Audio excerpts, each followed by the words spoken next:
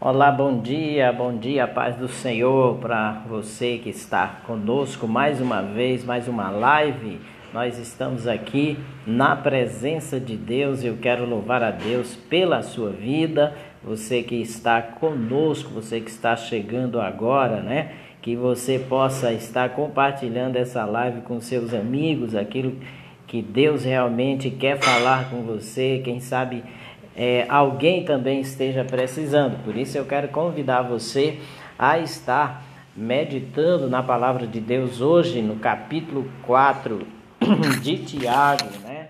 No capítulo 4 e o versículo de número 10. Eu quero convidar você, vamos ler do 6 ao 10 para dar assim um entendimento melhor, né, da palavra de Deus, daquilo que Deus realmente quer falar ao teu coração nesta manhã tão abençoada de quinta-feira, hoje dia 5 de novembro de 2020. Hoje é aniversário da nossa irmã Socorrinha. Deus abençoe sua vida, né? Nossa secretária, né? Secretária de ata da nossa igreja, uma mulher de Deus, uma bênção nos caminhos do Senhor, uma serva fiel. Eu quero louvar ao Senhor pela vida dela e parabenizá-la em nome do Senhor Jesus. E quero convidar você que está aí na sua casa, para estar lendo conosco a palavra do Senhor, convidando também os seus amigos, compartilhando essa live, a fim de que ela seja uma bênção também na vida das pessoas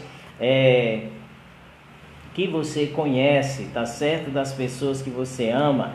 E Deus possa também abençoar a vida dessas pessoas. Tiago capítulo 4, versos 6 ao 10 diz o seguinte: Antes ele dá maior graça, pelo que Deus resiste ao soberbo, mas dá graça aos humildes. Sujeitai-vos, portanto, a Deus, mas resisti ao diabo, e ele fugirá de vós. Chegai-vos a Deus, e ele se chegará a vós outros. Purificai as mãos, pecadores, e vós que sois de ânimo dobre, limpai o vosso coração. Afligi-vos, lamentai e chorai.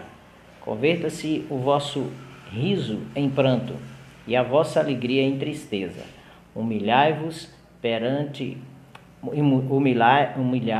na presença do Senhor, e ele vos exaltará. Então, o texto diz: Deus resiste aos soberbos, mas dá graça aos humildes. Humilhai-vos perante o Senhor, e ele vos exaltará. Né? Vamos ter uma palavra de oração? Deus, no nome de Jesus, nós queremos te agradecer pela palavra lida. Sabemos que o teu Espírito é o Espírito que nos ensina, é o Espírito que nos convence, é o Espírito que nos quebranta.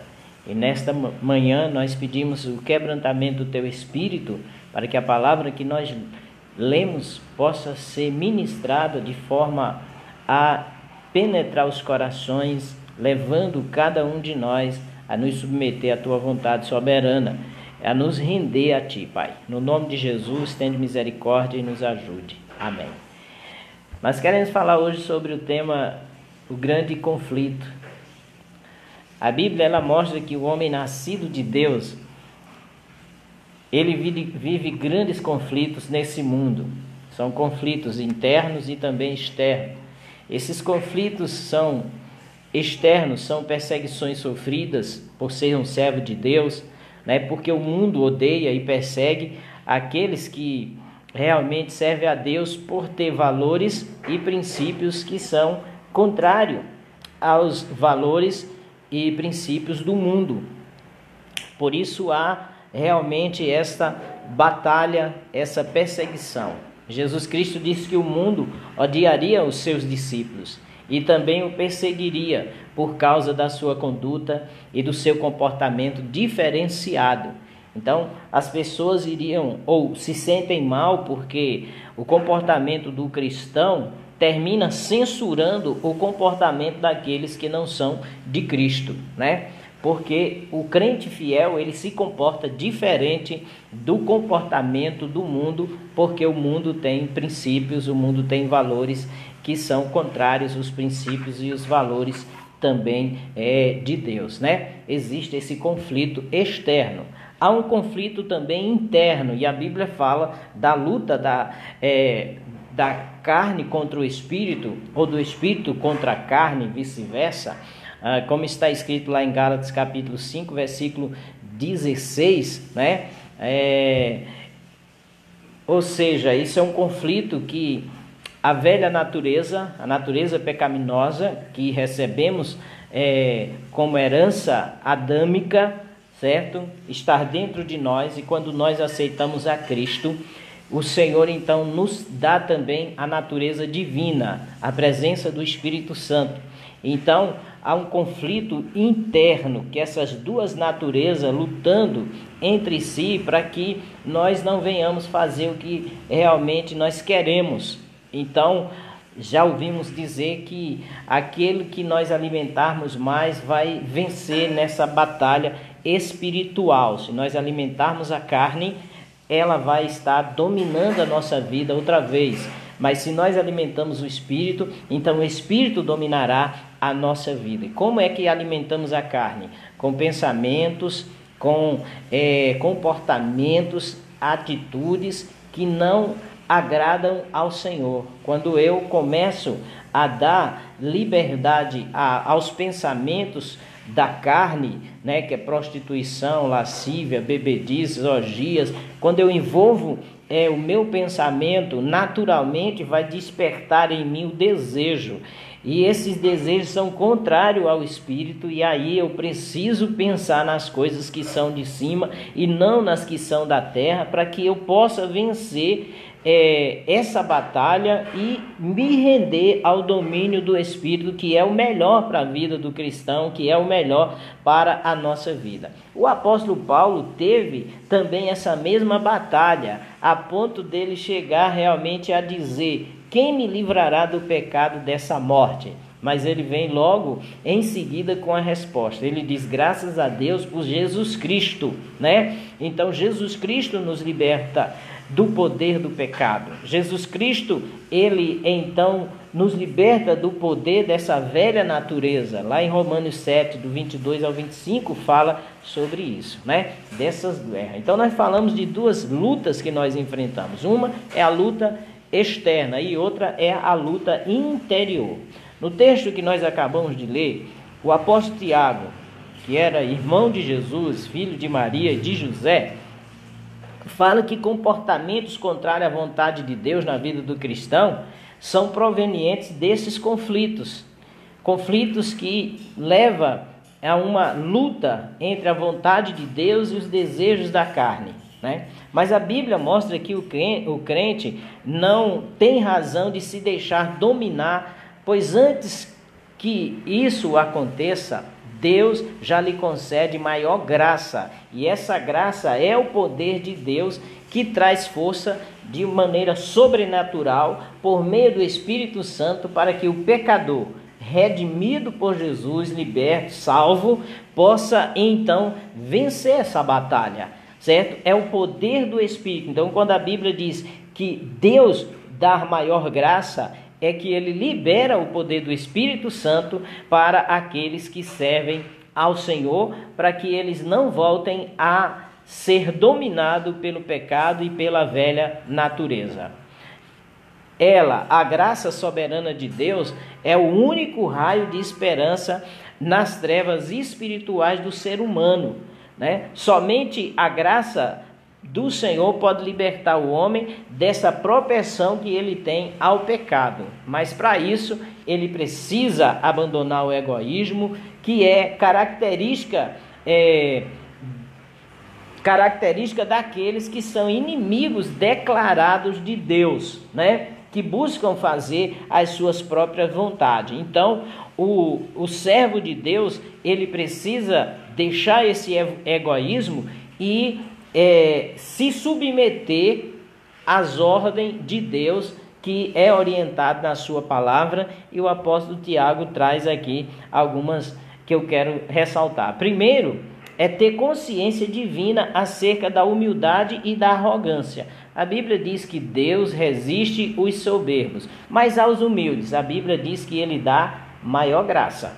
Então o Senhor dá graça aos humildes, poder para vencer o pecado, simpatia diante realmente das pessoas, né?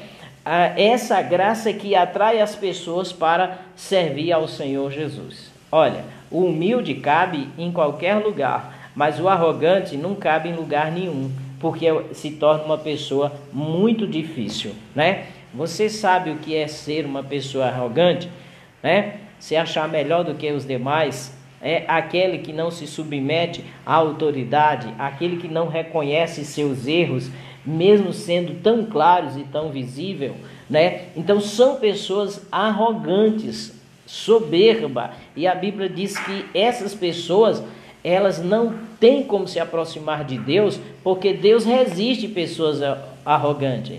É preciso ser humilde, é preciso ter humildade, né? É preciso se humilhar para aceitar a direção, a orientação de Deus em relação à sua própria vida, queridos. Então, nós vemos aqui dentro da palavra de Deus que Deus, ele resiste ao soberbo, mas ao humilde ele dá maior graça, né? Uma pessoa, queridos, humilde, aceita o Senhor, aceita seus mandamentos.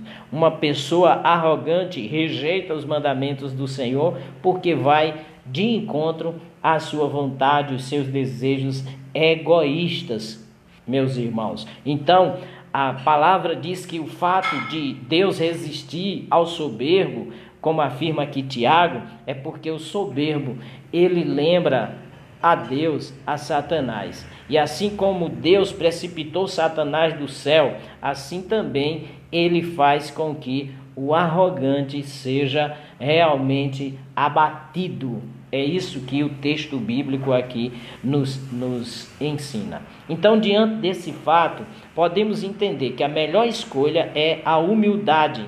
Por isso, a gente precisa tomar algumas decisões para não nos tornar uma pessoa arrogante. A primeira coisa a fazer é orar a Deus pedindo o coração quebrantado.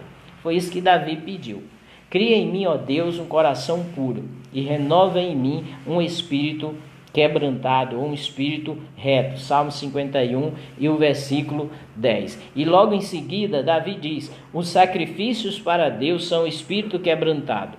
A um coração quebrantado e contrito não desprezarás, ó Deus. Salmo 51 e o versículo de número 17. A gente vê que Davi pede um coração quebrantado, porque Davi, embora tenha sido um homem segundo o coração de Deus, mas Davi também tinha essa batalha e essa guerra, e ele lutava contra a prepotência, a arrogância, contra a altivez, contra o egoísmo que havia dentro dele. E esse egoísmo foi tão grande que levou Davi a cometer o pecado, um dos mais absurdos que a gente realmente pode se referir. Davi, ele no seu egoísmo desejou possuir a mulher do próximo, certo? Não somente desejou, mas arquitetou um plano para realmente possuí-la. Ele então a assediou e ele então a possuiu. E depois, como consequência desse pecado, a mulher engravidou. Depois da mulher engravidar, ele então quis cobrir o seu pecado. Olha como Satanás e como o pecado age na vida da pessoa, causando cegueira, levando ele a agir de forma imprudente. A Bíblia diz que um abismo chama outro abismo. E Davi então, ele passou a estar arquitetando um plano para encobrir o seu pecado. Então mandou que o marido da mulher, que ele então se relacionara, viesse para casa para poder ter relações com a esposa e então ficar entendido que o filho que ia nascer seria do soldado de Davi, Urias, né, o traído, em vez de ser de Davi. Mas o plano de Davi não deu certo. O soldado não coabitou com a sua esposa e Davi bolou um outro plano. Mandou o soldado de volta com a carta de morte na mão e ali entregou ao seu general, e o general, ao ler a carta, entendeu que Davi queria aquele soldado morto, não sabendo a razão. E ali, queridos, na batalha, aquele soldado foi morto. Então o pecado cega, o orgulho, o egoísmo, né, de Davi levou ele a desejar a mulher do próximo e arquitetar um plano para possuí-la, assediou, e depois de possuí-la arquitetou um plano de assassinato para encobrir o seu pecado. Então, depois de tudo isso, Deus confronta Davi através do profeta Natã. E aí Davi então reconhece o seu pecado, que foi hediondo. E aí ele faz esta oração, né? Cria em mim, ó Deus, um coração puro, e renova em mim um espírito quebrantado. Porque Davi se afastara da comunhão com Deus. Quando nós nos afastamos da comunhão com Deus, nós passamos a pecar. O pecado se torna comum na nossa vida, e o pecado cega, o pecado traz consequência. O pecado, queridos, leva a gente a cometer coisas inimagináveis, pessoas que servem a Deus. Por isso que é importante nós pedirmos ao Senhor um coração quebrantado, humilde, sempre disposto a obedecer os mandamentos do Senhor, e nesta guerra vencer a batalha dentro de nós da velha natureza contra a nossa natureza, a nova natureza, através da inclinação, da dependência e da rendição à vontade do Senhor, que se revela nas Escrituras Sagradas. Essa é a primeira coisa que nós devemos fazer, pedir sempre: Deus me dê um coração quebrantado na tua presença, um coração que é sensível à sua voz. A segunda coisa a fazer para não se tornar uma pessoa arrogante é procurar aprender a se chegar a Deus por meio de Jesus Cristo. A Bíblia diz: sujeitai-vos, portanto, a Deus, mas resisti ao diabo, e ele fugirá de vós. Olha o que é que a palavra diz aqui, queridos. Primeiro, para nós realmente vencermos esta batalha, nós precisamos nos achegar a Deus, aprender a nos submeter a Ele. E nós só podemos nos achegar a Deus por meio de Jesus Cristo, aqueles que ainda não aceitaram a Ele, porque a Bíblia diz: eu sou o caminho, a verdade e a vida, ninguém vem ao Pai senão por mim. Então, a única maneira de se chegar a Deus é através de Jesus, porque Ele perdoa o pecado do pecador, porque Ele dá livre acesso a Deus, e a partir dali nós podemos ter intimidade com Ele. A segunda coisa, queridos, é conhecer a sua palavra e tê-la como autoridade na nossa vida, regra de fé e de prática. Sujeitar-vos, portanto, a Deus. Sujeitar a Deus é sujeitar a palavra de Deus, é sujeitar o que ensina a palavra do Senhor Jesus Cristo, né? É ter ela como essa regra de fé e de prática, queridos. Jesus viveu nesse mundo sujeito a Deus.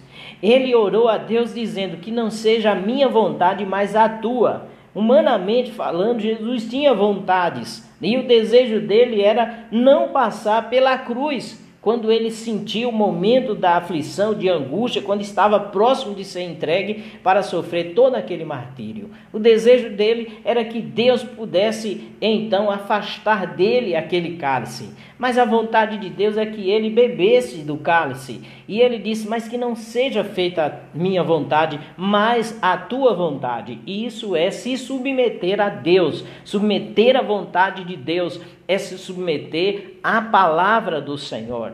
A outra coisa, depois de nos submetermos a Deus, o apóstolo Tiago diz: resistir ao diabo, né? Jesus também resistiu ao diabo. E como Jesus Cristo resistiu ao diabo? Na palavra. Quando nós vemos e lemos o texto lá de Lucas capítulo 4, nós vemos Jesus resistindo o diabo, queridos, quando ele foi para o deserto jejuar por 40 dias e 40 noites. A Bíblia diz que Jesus, ele então resistiu o diabo pela palavra de Deus.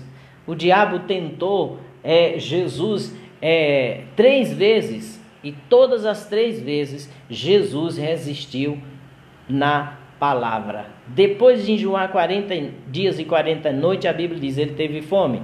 E Satanás chegou para ele e disse, se tu és o Filho de Deus, então transforma essa pedra em pão. Aí Jesus disse, nem só de pão viverá o homem, mas de toda a palavra que sai da boca de Deus. Queridos, a palavra de Deus é o nosso estilo de vida, certo? É através da palavra de Deus que nós vivemos para a glória de Deus e para agradar. Nós nos sujeitamos à palavra e pela palavra nós procuramos alinhar a nossa vida, nossas palavras, nossos pensamentos com a vontade de Deus. E quando nós fazemos isso, criamos uma resistência nas tentações e insistência de Satanás para que nós voltemos a ser orgulhosos e venhamos satisfazer a nossa própria vontade.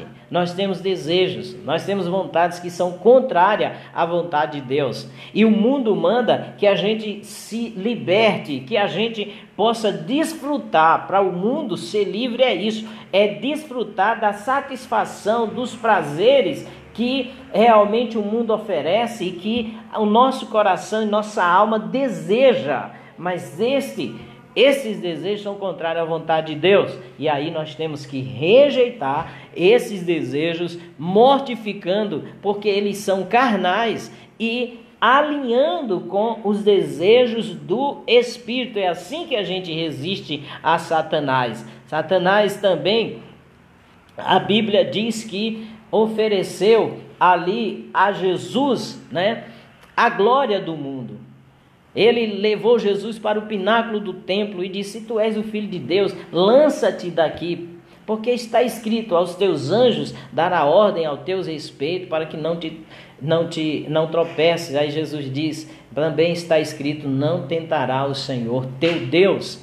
Mais uma vez Jesus resiste na palavra. Satanás em um instante, ele então mostra para Jesus os reinos do mundo e oferece ao Senhor Jesus Cristo dizendo, tudo isso te darei, se prostrado me adorares, porque a mim foi entregue, eu dou a quem eu quiser. Então, queridos, o sistema desse mundo é dominado por Satanás. Ele pode levar as pessoas à glória deste mundo, da riqueza, da fama, tá entendendo? Mas ele cobra um preço muito alto, o preço da sua alma, que é valiosa para Deus, O preço da sua alma, que é tão valiosa que Deus deu o seu único filho para resgatar do poder do pecado e do domínio de Satanás. Então ele oferece as riquezas, mas quer a alma, para depois esta alma ser lançada no inferno e viver eternamente distante de Deus em angústia e sofrimento.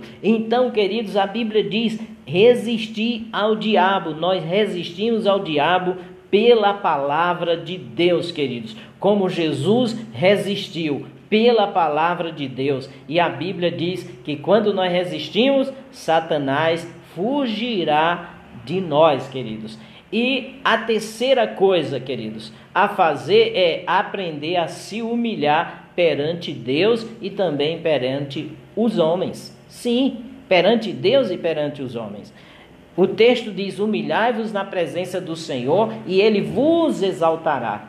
A atitude de se humilhar perante a Deus vai nos levar a uma exaltação perante os homens, no tempo e na hora de Deus, certo?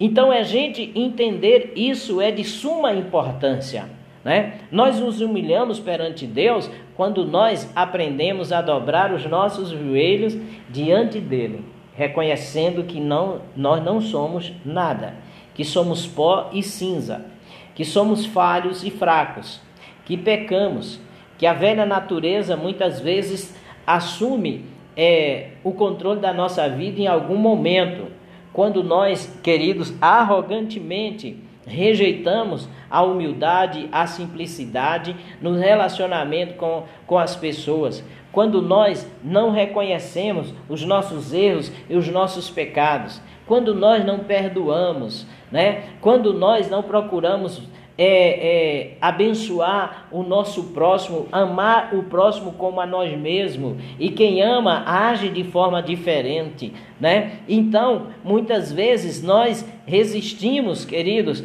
à vontade de Deus, esta humildade, né? Quando nós deixamos realmente essas coisas tomar conta do nosso coração.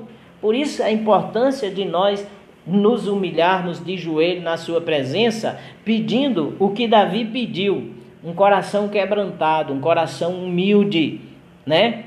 Como nós lemos aqui no texto do Salmo 51, que a oração de Davi foi: cria em mim, ó Deus, um coração puro e renova em mim um espírito reto. Então, esta é a oração que nós devemos fazer. Quando nós fazemos esta oração, nós estamos nos humilhando na presença do Senhor.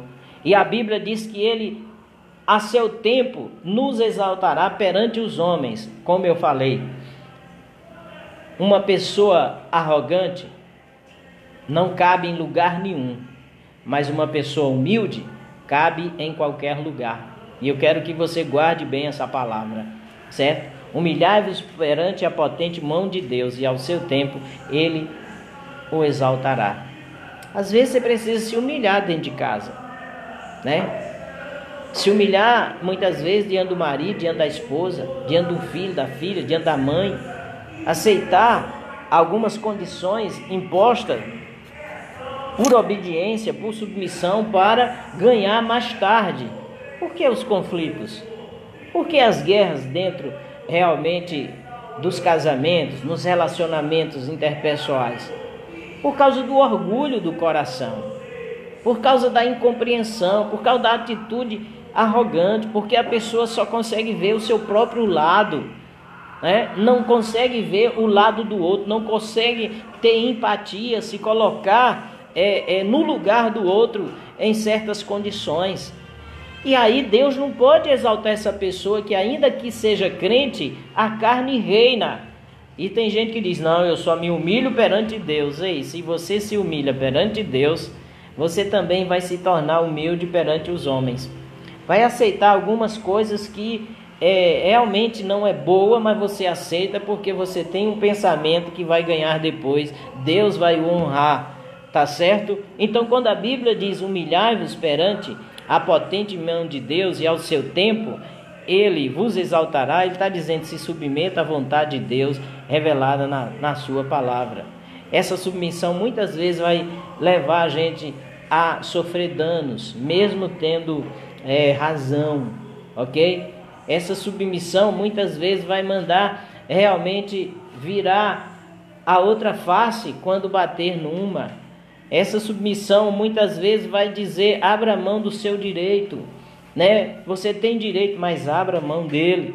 Essa submissão a Deus, queridos, essa humilhação perante Deus vai nos levar a viver de forma humilde perante os homens, a evitar contendas, porque a Bíblia diz: ao homem de Deus não convém contender.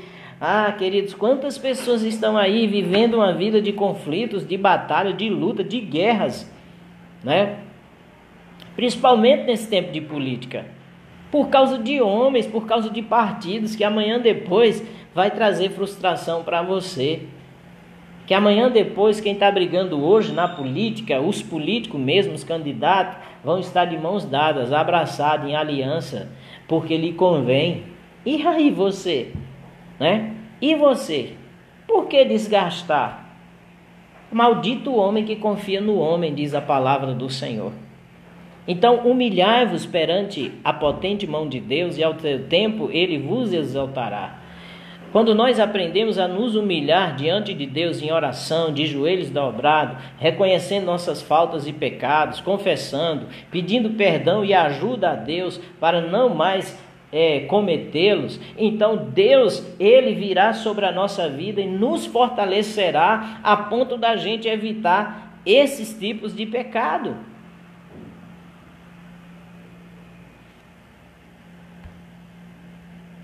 A gente aprende a nos humilhar diante de Deus de joelho e em contrição e submissão à palavra do Senhor. Quando nós aprendemos a nos humilhar perante Deus, também vamos nos humilhar perante os homens. E nós nos humilhamos perante os homens quando?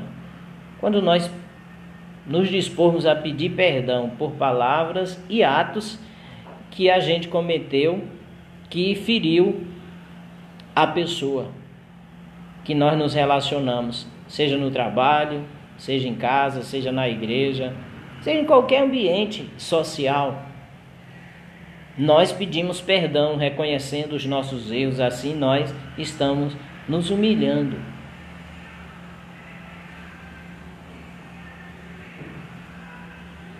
E qual é o resultado de tudo isso? O resultado de tudo isso é alinhamento com a vontade de Deus, né? Quando nós fazemos isso, o Senhor tem a sua atenção voltada para nós. A Bíblia diz que esses são os resultados daqueles que se humilham perante o Senhor. Humilhai-vos perante a potente mão de Deus, e ao seu tempo Ele vos exaltará. Deus não despreza um coração quebrantado. Foi isso que Davi descobriu. E ele escreve no Salmo 51, versículo 10. O segundo resultado é ser exaltado no tempo de Deus. Deus o exalta, o coloca numa posição de destaque. Nessa posição de destaque, significa que aquela pessoa que se humilhou, submetendo à vontade de Deus, teve um resultado benéfico na sua causa. E daqui a pouco as pessoas já vê ela de forma diferente. Já vê ela como realmente alguém que tem um coração diferente. Não é chegar numa alta posição, não. É chegar numa posição espiritual elevada a tal ponto de que as pessoas venham reconhecer Deus na sua vida pela sua maneira de agir. E o terceiro resultado é revelar a verdadeira natureza do reino de Deus. Mateus capítulo 5, versículo 3 diz: bem-aventurados os humildes de espírito, porque deles é o reino dos céus. Aqui é bem-estar concedido por Deus, que pertence apenas àqueles que lhe são fiéis na palavra. O caminho para o bem-estar celestial é o caminho oposto do caminho do mundo, oposto do caminho da autossuficiência, do egoísmo. A Bíblia diz que os humildes herdarão a terra, queridos. E os humildes são aqueles que reconhecem a sua total falência espiritual e que se apoia totalmente na graça de Deus. Ele segue e procura aprender mais de Jesus, como está escrito em Mateus capítulo 11, versículo 28 ao 30. Vinde a mim, todos vós que estáis cansados e sobrecarregados, e aprendei de mim, porque sou manso e humilde de coração. Portanto, busque a humildade, porque a pessoa humilde lembra a Deus, a Jesus Cristo, que é manso e humilde de coração. E a outra coisa é que uma pessoa humilde cabe em todo e qualquer lugar, especialmente no céu. O Senhor quer lhe ajudar a escolher a humildade. É escolhendo a humildade que nós vencemos essa batalha, essa guerra interior do espírito contra a carne. É por meio da humildade que nós damos bom testemunho na batalha contra o mundo. Bom testemunho, como deram bom testemunho os antigos, e eles estão lá na galeria da Bíblia como os heróis da fé.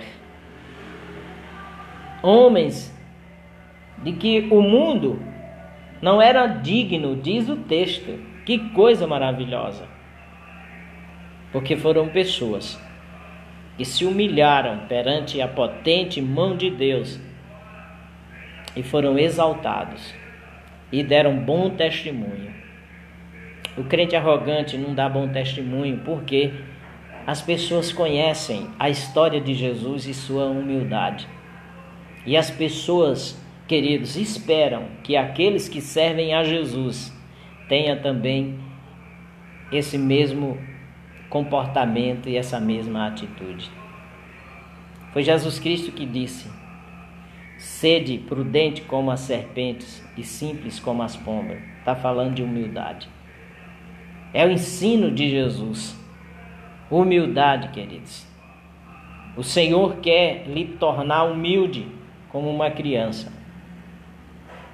Porque se não se tornar como uma criança, é impossível entrar no reino dos céus. Por isso, alinhe a sua vida com a vontade de Deus. Vença a batalha, vença esse grande conflito externo e interno, pelo poder e a graça do Espírito de Deus. Porque a Bíblia diz que aos humildes Ele dá maior graça. Que Deus possa nos tornar humilde e que a graça de Deus seja sobre nosso coração. Que não haja dificuldade de reconhecer nossas falhas e erros diante de Deus e também diante dos homens, quando tivermos que reconhecer e confessar e pedir perdão. Que tenhamos um coração disposto a perdoar, que sejamos resistentes às ofertas de Satanás, como resistiu Jesus com a palavra do Senhor, que é a regra de fé e de prática do cristão. Portanto, eu quero dizer para você que a melhor coisa para o servo de Deus é a humildade. Através da humildade, ele alcança vitória nesse grande conflito que ele está inserido. Conflitos externos e também conflitos internos. Por quê?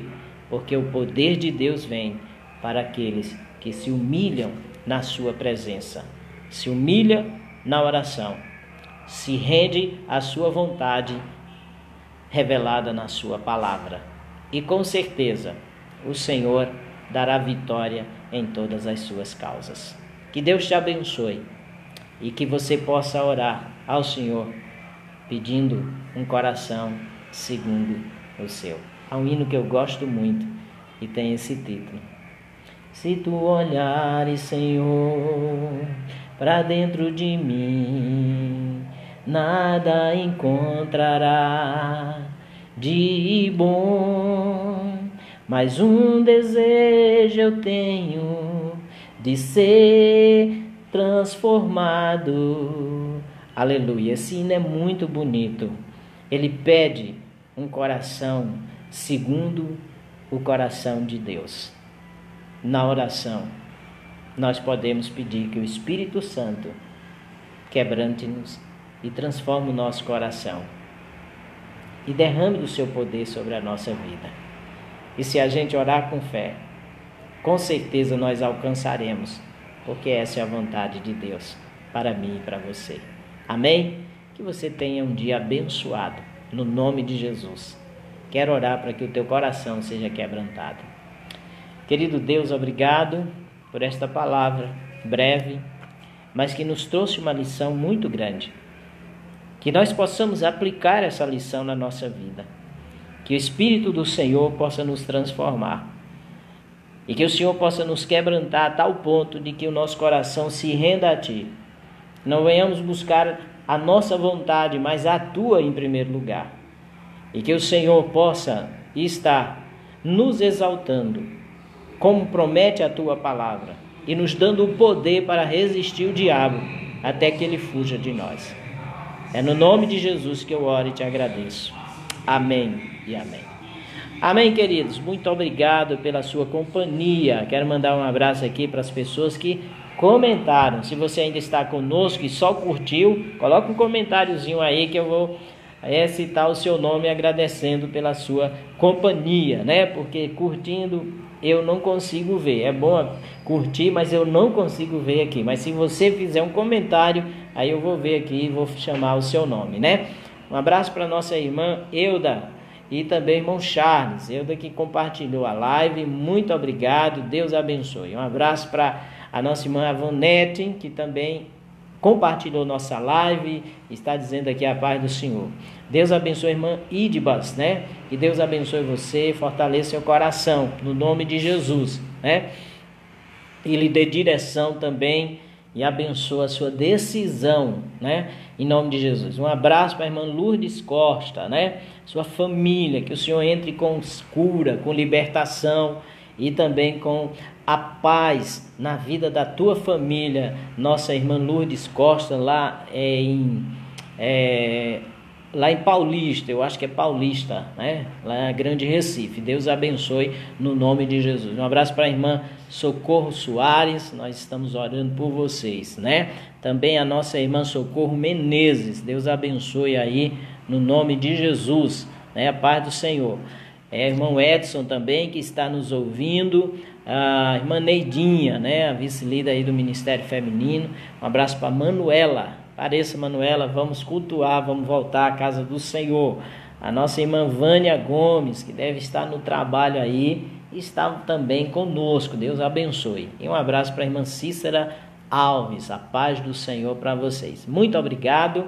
Amanhã, mais uma vez, mais uma live, né? Que Deus abençoe sua vida. Amanhã estará o irmão Mário e a irmã Edmara trazendo uma palavra do coração de Deus para o seu coração, tá bom?